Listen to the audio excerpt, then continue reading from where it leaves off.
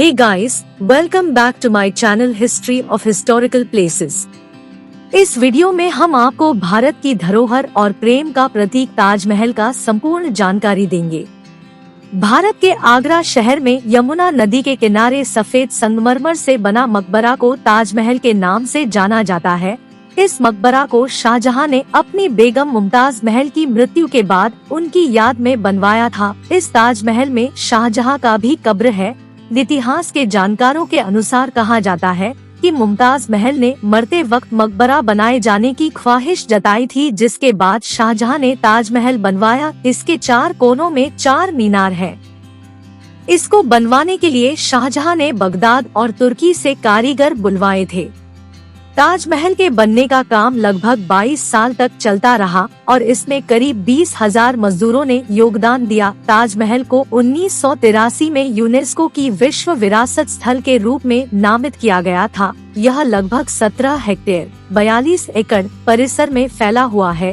ताजमहल दुनिया के 7 अजूबों में से एक है। 5वां मुगल शासक शाहजहां ने अपनी बेगम मुमताज महल, पुराना नाम अर्जुमंद बानो, की याद में ताजमहल का निर्माण करवाया था। 1631 में मुमताज महल की मृत्यु के बाद शाहजहां ने ताजमहल बनाने की घोषणा किया था। ताजमहल का निर्माण कार्य 1632 में शुरू हुआ था। संपूर्ण ताजमहल का निर्माण 1953 में पूरा हुआ। वैसे ताजमहल 1943 में ही बन गया था, लेकिन सभी पहलुओं को पूरा करने में 10 साल और लग गए। आइए जानते हैं ताजमहल का इतिहास के बारे में।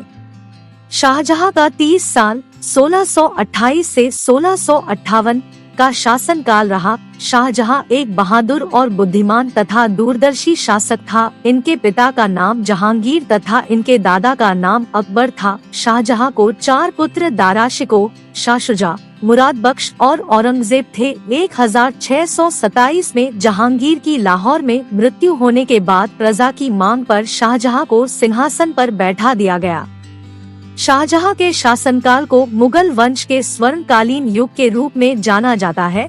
इतिहासकारों का मानना है कि उनके शासनकाल में लड़ाइयां बहुत कम होती थी। राजकोष हमेशा धन से भरा रहता था। प्रजा शांति से रहती थी। अपने पिता के आदर्शों का पालन करते हुए एक अच्छे न्यायाधीश और प्रजा के लिए कुशल शासक का अच्छा छवि बना लिया था। शाहजहां ने दिल्ली का लाल किला, दीवाने आम, दीवाने खास, दिल्ली की जामा मस्जिद, आगरा की मोती मस्जिद बनवाई। 1607 में एक दिन शाहजहां मीना बाजार में घूम रहे थे कि तभी उनकी नजर वहां खड़ी एक लड़की पर पड़ी जो कुछ का सामान बेच रही थी।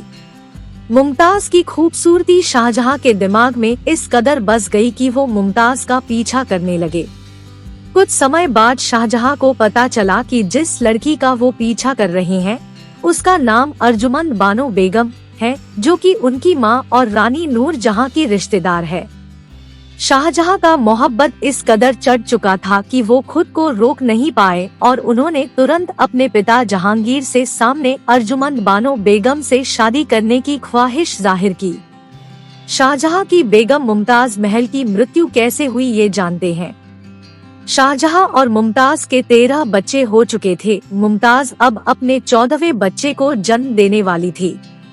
13 बच्चों को जन्म देने के कारण मुमताज शारीरिक रूप से बहुत कमजोर हो चुकी थी। 14वें बच्चे को जन्म देते समय प्रसव पीड़ा में उनकी मृत्यु 1631 हो गई। ताजमहल को बनाने वाला कलाकार उस्ताद अहमद लाहौरी था।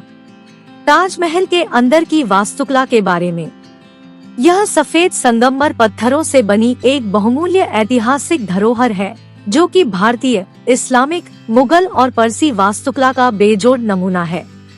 ताजमहल के अंदर की गूंजों को 24 फीट तक पूरी तरह सुना जा सकता है।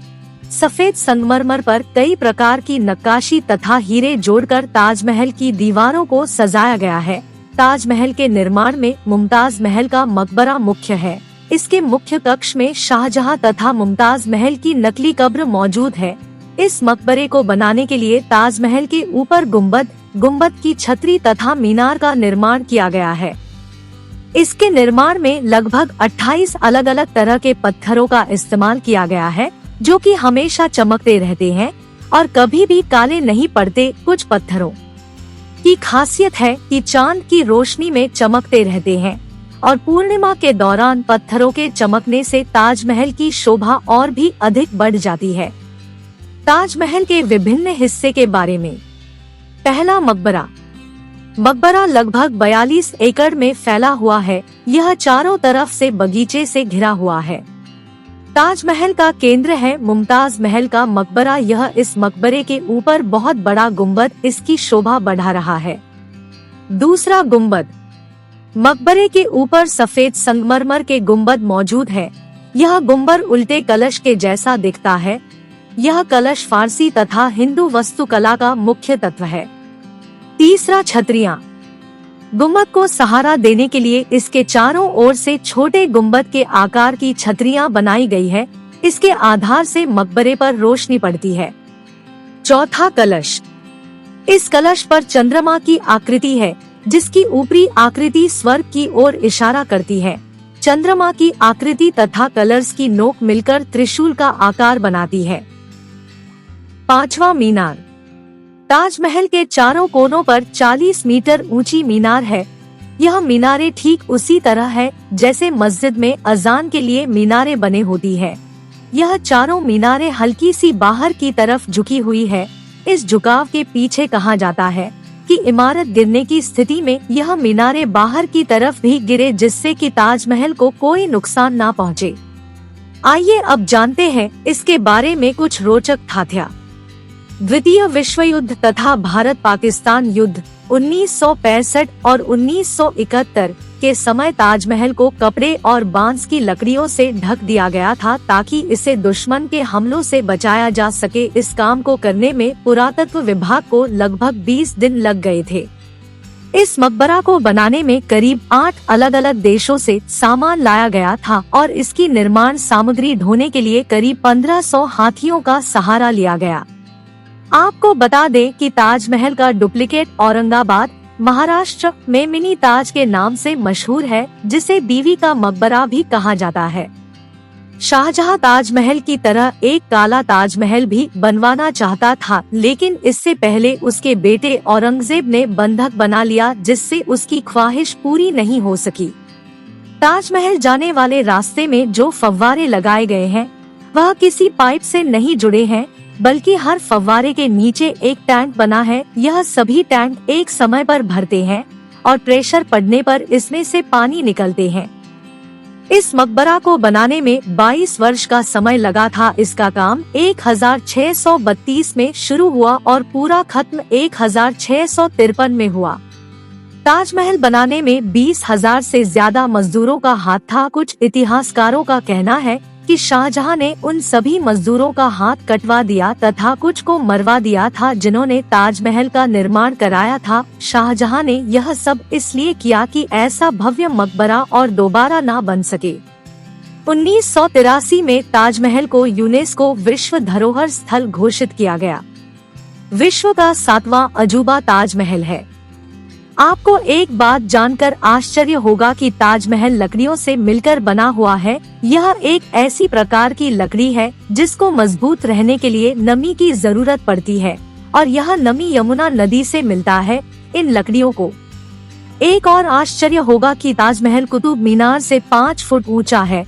आप में से बहुत सारे लोगों को यह बात नहीं पता होगा। यदि आपसे पूछा जाए कि ताजमहल ऊंचा या कुतुब मीनार, आपका उत्तर हमेशा होना चाहिए कि ताजमहल ऊंचा होगा।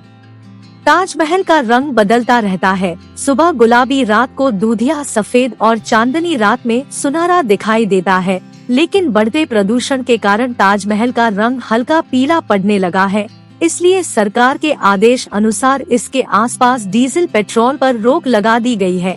अगर वीडियो पसंद आई हो तो इसे लाइक करें, कमेंट सेक्शन में बताएं कैसी लगी और अपने फ्रेंड्स एंड फैमिली मेंबर्स के साथ इसको शेयर करें। और जिन लोगों ने मेरा चैनल सब्सक्राइब नहीं किया है वो मेरा चैनल भी सब्सक्राइब कर ले, साथ के साथ बेल नोटिफिकेशन भी प्रेस कर ले ताकि आप मेरी कोई भी वीडियो मिस ना कर पाए। मैं आपके लिए ऐसी ही इंफॉर्मेटिव वीडियो लेके आती रहूंगी। Till then, bye bye and thank you for watching my video.